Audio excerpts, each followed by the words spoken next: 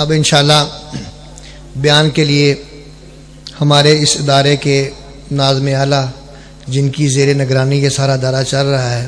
حضرت مولانا مفتی زاہد حسین صاحب سے گزارش ہے کہ وہ تشریف لائیں اور اپنی جو ہے پیاری پیاری باتوں سے ہمارے ایمان کو منور فرمائیں۔ حضرت مولانا مفتی زاہد حسین صاحب۔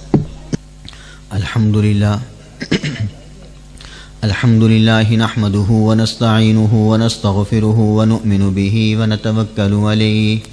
ونعوذ باللہ من شرور انفسنا ومن سیئات اعمالنا من يهده الله فلا مضل له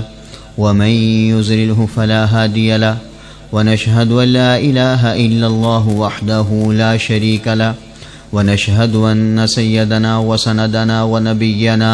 ومولانا محمدا عبده ورسوله اما بعد فاعوذ بالله من الشيطان الرجيم بسم الله الرحمن الرحيم الا ان اولياء الله لا خوف عليهم ولا هم يحزنون صدق الله العلي العظيم وصدق رسوله النبي الكريم ونحن على ذلك لمن الشاهدين والشاكرين والحمد لله رب العالمين۔ انتہائی واجب الاحترام سامعین کرام، اللہ جل جلالہ نے بہت بڑا فضل فرمایا، انعام فرمایا، احسان فرمایا کہ مجھے اور آپ کو ایسی مجلس میں اور ایسی محفل میں بیٹھنے کی توفیق عطا فرمائی کہ جس کے اندر وہ بچے آج اپنا قرآن کا سبق ہمیں سنائیں گے کہ جنہوں نے اپنے سینے کے اندر پورے قرآن کو محفوظ کر لیا۔ یہ اللہ تبارک و تعالیٰ کا بہت بڑا فضل ہے، اس کا انعام ہے، اس کا احسان ہے۔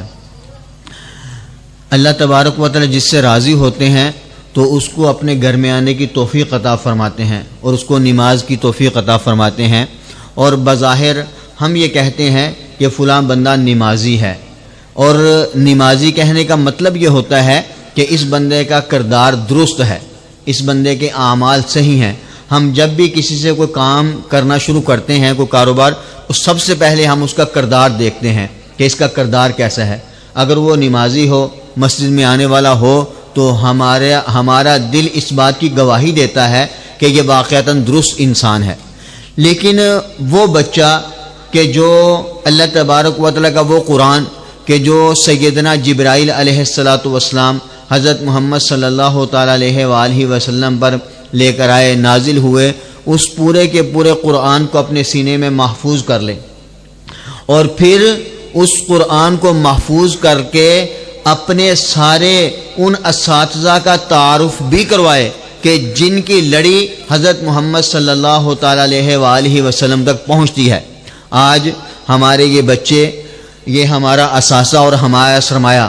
جہاں انہوں نے قرآن پڑھا وہاں ہمیں یہ بھی بتلائیں گے کہ ہم نے فلاں استاد سے پڑھا، اور اس نے فلاں استاد سے پڑھا، اور اس نے فلاں استاد سے پڑھا، اور یوں پڑھتے پڑھتے پڑھتے یہ آخر میں حضرت محمد صلی اللہ تعالیٰ علیہ وآلہ وسلم تک اپنی سند کو بتائیں گے، اس کو بیان کریں گے۔ یہ بڑی ہی سعادت اور خوش قسمتی کی بات ہے، بڑی ہی خوش بختی ہے۔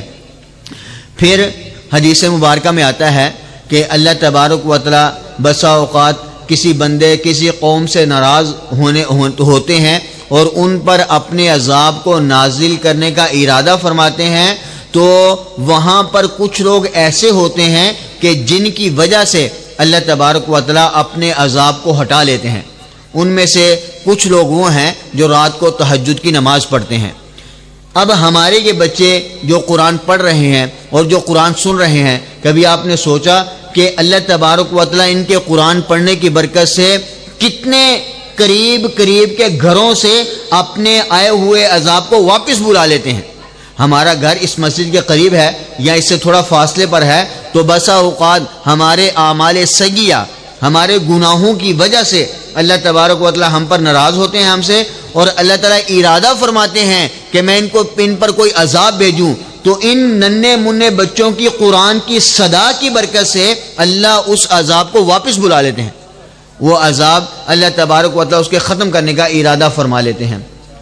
پھر ایک حدیث میں آتا ہے، نبی اکرم صلی اللہ تعالیٰ علیہ وآلہ وسلم نے ارشاد فرمایا کہ جو بچہ قرآن کو سیکھنے کے لیے اللہ کے راستے میں نکلتا ہے، سمندروں میں تیرنے والی مچھلیاں اس کے لیے دعائے مغفرت کرتی ہیں،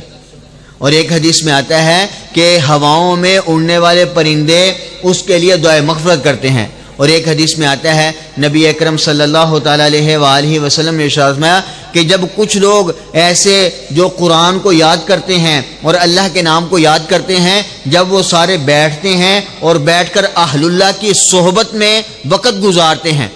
آج اللہ تبارک و تعالی ہمارے قاری صاحب کو جزائے خیر دے، بہت سارے اہل اللہ کو انہوں نے دعوت دی۔ ہمارے ایک بہت بڑے بزرگ ہیں حضرت مولانا زاہد الراشدی صاحب، اس وقت عالم اسلام کا بہت قیمتی سرمایہ ہیں، عالم اسلام کے ایک علامہ ہیں، ایک بہت بڑے استاد ہیں، ان کو یہاں پر بلایا، ان کا وقت لیا، انشاءاللہ تھوڑی دیر میں پہنچ جائیں گے ان کی زیارت کرنا۔ اسی طریقے سے ہمارے بہت سارے اساتذہ اور شیوخ کہ جنہوں نے اپنی ساری زندگی قرآن کے سیکھنے اور سکھانے میں لگا دی، تو وہ یہاں تشریف لائیں گے، ہم ان کی زیارت کریں گے۔ یہ ان کی زیارت کرنا گویا کہ اپنے ایمان کو نورانی اور روشنی والا کرنے والا ہے۔ تو اللہ تبارک و تعالی ہمیں ایسے بزرگوں کی زیارت کرنے کی توفیق عطا فرمائے۔ اہل اللہ کی صحبت میں گزارا ہوا تھوڑا سا وقت یہ انسان کے لیے آخرت میں بہت بڑا ذریعہ اور نجات کا سبب بن جاتا ہے۔ اس لیے ہمیں اس بات پر غور کرنا چاہیے کہ ہم اہل اللہ کی صحبت میں اپنا وقت گزاریں، اور جن بچوں نے قرآن پڑھا ہے اور جن بچوں نے قرآن کو حفظ کیا ہے، ان بچوں کی برکت سے اللہ تبارک و تعالی مجھے اور آپ کو، ہم سب کو ان بچوں کی قدر کرنے کی توفیق عطا فرمائے۔ ایک حدیث میں آتا ہے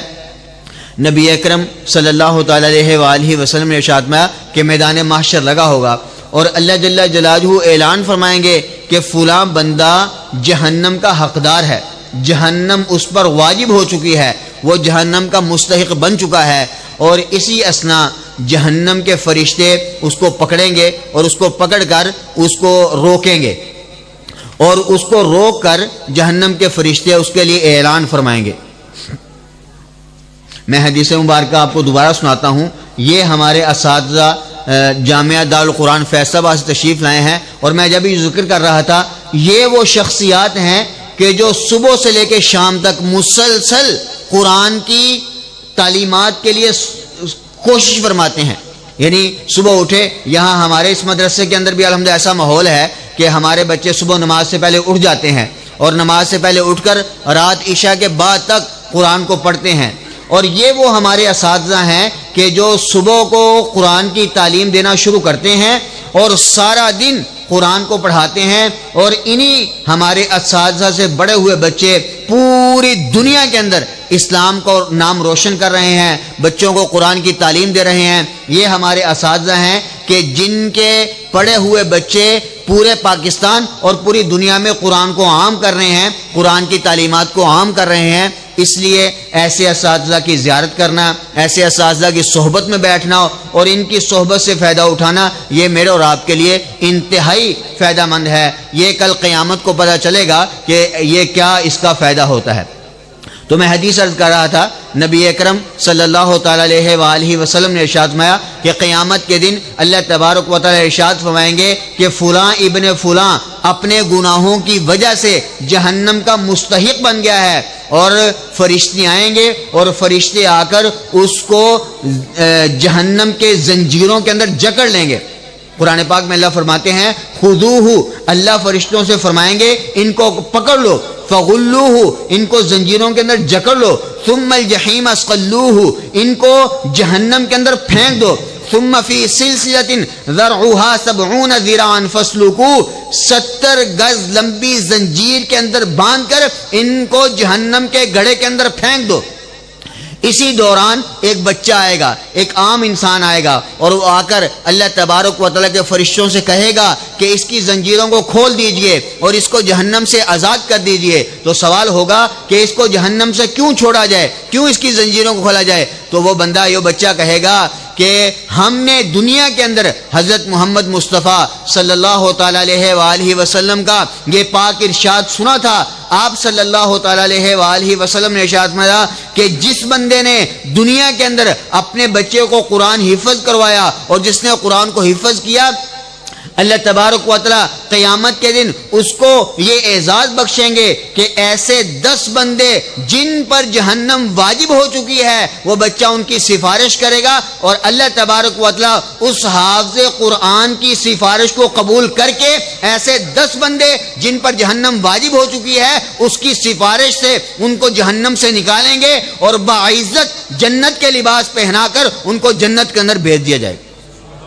تو یہ بچوں کو قرآن کا حفظ کروانا، اپنے بچوں کے سینوں کے اندر قرآن کی تعلیم کو اپنے بچوں کے ذہنوں کے اندر ڈالنا یہ بڑا ضروری ہے۔ اللہ تبارک و تعالی ہمیں اپنے ان بزرگوں کی، اپنے اساتذہ کی قدر کرنے کی توفیق عطا فرمائے، اور مجھے اور آپ کو، ہم سب کو، اپنے بچوں کو، اپنی اولاد کو قرآن پاک حفظ کرنے کی، قرآن کی توفیق عطا فرمائے۔ جو کچھ کہا سنا گیا اللہ تعالیٰ ان پر عمل کی توفیق عطا فرمائے۔ وآخر دعوانا ان الحمد للہ رب العالمین۔